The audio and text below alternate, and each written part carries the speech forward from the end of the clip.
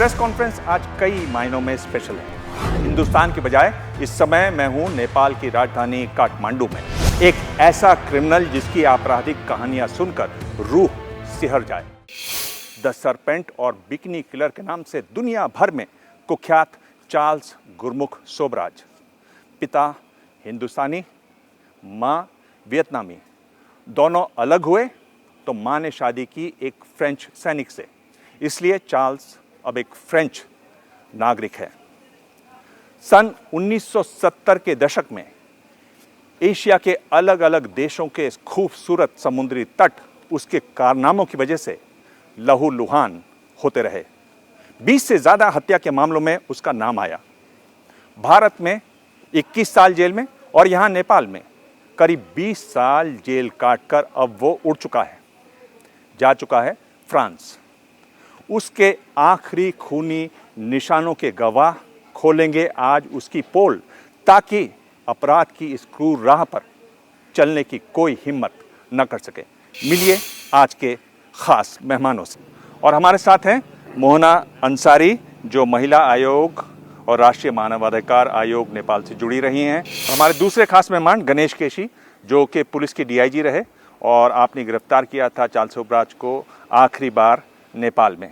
एक और खास मेहमान गोपाल शिवकोटी साहब, आप वरिष्ठ अधिवक्ता हैं, चार्ल्स सोबराज के सबसे ताज़ा लॉयर आप ही हैं। गणेश जी, ये बताइए कि आपने चार्ल्स सोबराज का नाम जिंदगी में पहली बार कब सुना? जब मैं 14-15 साल का था, उसी समय से इनका नाम मैंने सुना था। कैसे?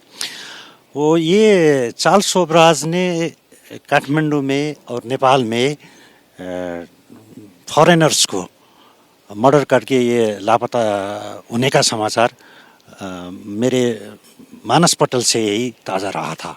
जब मैं 11 और 12 का था, मेरे घर के नज़दीक एक फॉरेनर लेडीज़ को डेड बॉडी देखा था मैंने। उसी समय से वो घटना मेरे मानस पटल में मेमोरी के रूप में रहा था। उसके 2-4 साल के बाद जब मैं वयस्क होने लगा, उस समय चार्ल्स सोबराज का नाम भी मुझे पता था।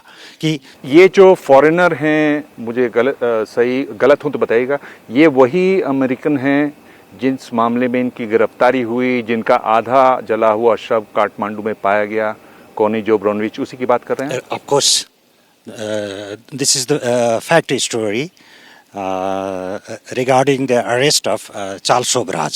जी, तो वही महिला जिसका आपने आधा जला हुआ, क्रूरता से जलाया गया शव देखा, उसी अपराधी को आपने गिरफ्तार भी किया। वो कैसे? ये तो कोइंसिडेंस है। ये मैं जब पुलिस फोर्स में ज्वाइन हुआ, उसके बाद मेरा सर्विस 15-16 साल हो चुका था। मैं डिप्टी सुपरिटेंडेंट की हैसियत से काठमांडू डिस्ट्रिक्ट पुलिस के सेकंड इंचार्ज था उस समय।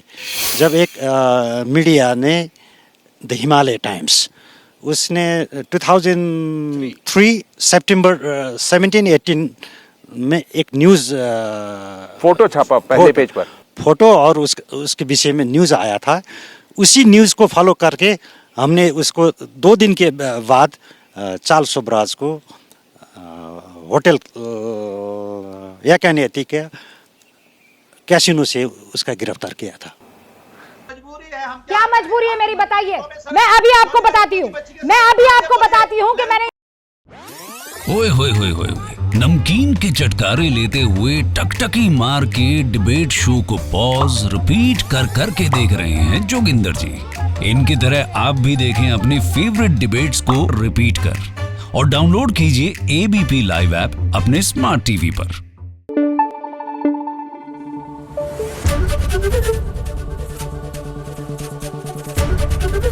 एबीपी न्यूज आपको रखे आगे।